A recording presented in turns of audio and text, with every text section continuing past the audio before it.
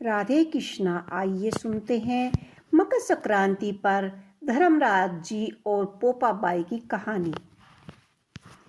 किसी गांव में एक भाई बहन रहते थे।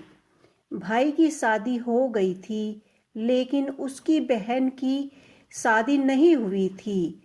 बहन का नाम पोपाबाई था। पोपाबाई हमेशा व्रत और नियम किया करती थी। एक दिन उसके भाई भाभी ने उसकी शादी के लिए कहा, तब उसने शादी के लिए मना कर दिया।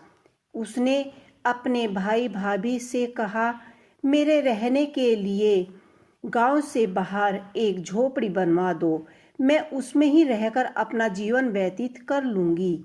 और उसके बाद उसने गांव के सभी लोगों से कहा कि मैं गांव वाली आप लोग अपने अपने गाय बछड़े को मेरी झोपड़ी के पास घास चरने के लिए छोड़ दिया करें। मैं सभी के गाय बछड़ों को देखभाल किया करूँगी। जो भी बचा कुचा खाना हो वह भेज देना, मैं वही खाकर अपना जीवन व्यतीत करूँगी। इसी तरह से बहुत दिन बीत गए।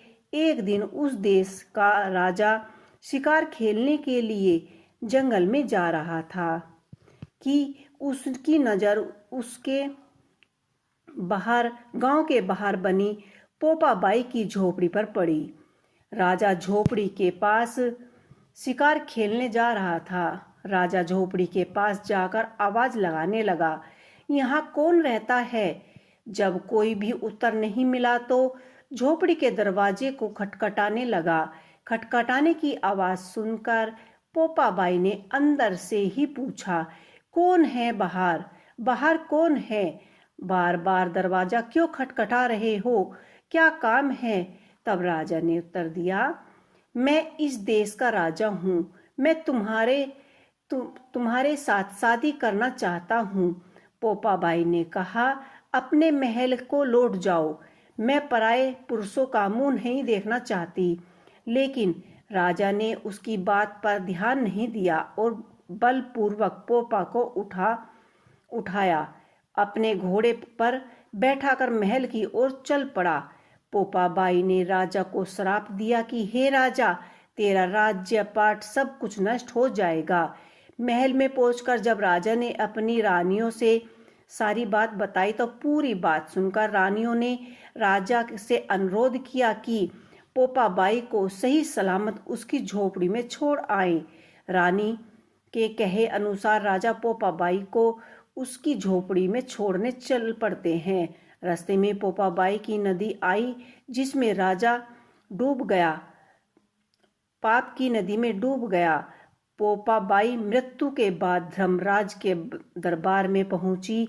वहां धर्मराज ने उसे स्वर्ग का राज दिया। किसी गांव में एक सेठ और सेठानी की मृत्यु हुई। वे दोनों मृत्यु के बाद किसी गांव के एक सेठ सेठानी की मृत्यु हुई। वे दोनों मृत्यु लोक से स्वर्ग लोक को आए, लेकिन स्वर्ग लोक का दरवाजा बंद पड़ा था। उन दोनों ने धर्मराज जी से स्वर्ग का दरवाजा खोलने के लिए कहा और विनती की। तब धर्मराज ने कहा कि इस पर पोपाबाई का राज्य है। सेठ सेठानी ने कहा, हम पोपाबाई को नहीं जानते। तथा धर्मराज ने कहा, मैं तो दोनों को 7 दिन के लिए मृत्यु लोक में भेजता हूँ। वहीं जाकर 8 खोपर से राई बहाकर 5 कपड़ा ऊपर रखकर कहानी सुनना और उद्यापन करना और इसी प्रकार कहना कि राज है पोपाबाई का, लेखा लेगा राई का, राई का। बोलो पोपाबाई की जय। बोलो।